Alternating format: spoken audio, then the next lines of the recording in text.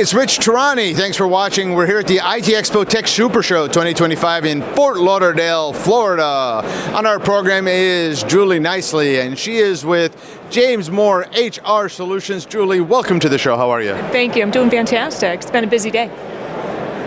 Yeah, it's crazy busy, and it's still going, and it goes on. Then there's events tonight, and we start bright and early. But this is when the adrenaline kicks in. We got 8,000 people here, and it's going to be just a great event for the rest of it.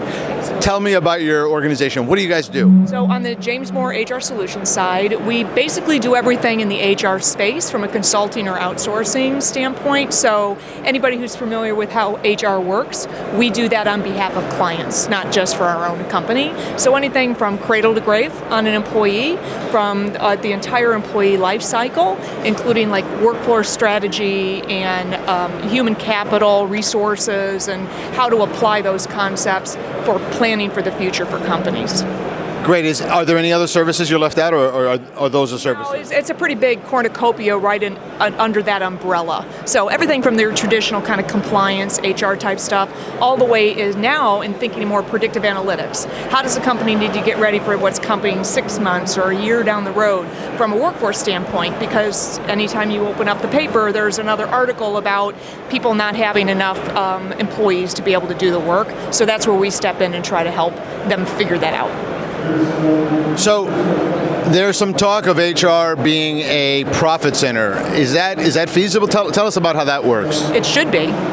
And I think that the mindset is starting to shift. So I've been doing this for a really long time, and it was always a cost center, right? It was a price of doing business. It was something you had to pay for. You check the box, and it's paperwork, right? Back in the old days, it was just the paperwork. But it really needs to be seen as a profit center, and I think one of the things that came out of COVID is now that really is, HR is being seen as more strategic and planning, and if you're using human resources in the right way and your human capital in the right way, then it can result in additional revenue to the bottom line, more efficiency, better use of your workforce. Now with technology, all I've heard for the last 2 days is about AI, right? So how is that going to impact now what happens within a company? And if you bring HR to the table to have that discussion, then they can help you figure that out. And at the end of the day, that's going to help your bottom line. All right, great. That's really interesting. So AI it's becoming part of everything, right? So why not HR? How are you seeing the impacts there? It's all so new. I think a lot of companies haven't really even gotten into it yet. At this expo, you're hearing a lot of tech companies, obviously, everybody's in this space.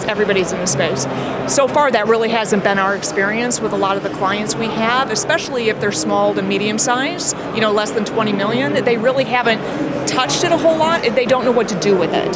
So it's really having to try to help get them comfortable with this new tech that is changing so rapidly, and how they can apply that to your business. And when you look at the humans that are involved in it, that's going to be a transition that a lot of companies are going to have to spend some time on. You can't flip a switch and expect employees to know what to do with AI and how it's going to change their jobs. It's really interesting. When I use AI, I don't realize how much I anthropomorphize it, and I'm telling it please and thank you and can you help me and great job, and then I was thinking, what if I was mean to it? Would there be some kind of a hostile workforce or workplace lawsuit?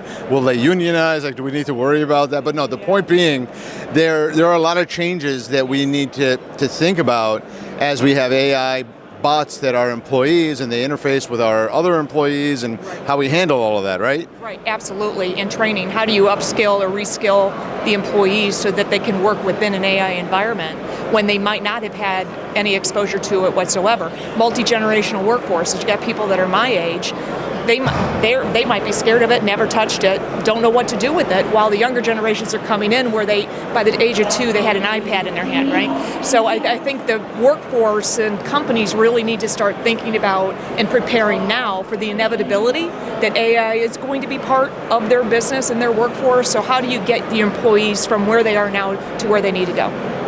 Yeah, I love that. So another interesting thing that I'm seeing is that, I always feel the economy has two different paths. There's one group that's doing well, one group's not doing well, but I'm hearing a lot of people having trouble finding jobs, but then I'm also hearing a lot of people having trouble finding talent. At this show, the number of people telling me they're hiring and asking me to keep my eyes open for this kind of person, a lot of strategic marketing for whatever reason, top marketing people they're looking for. So the question I have is, in this environment, how should companies be approaching their recruiting? They have to get really creative and understand also, especially in the tech space, your competition is now global, right?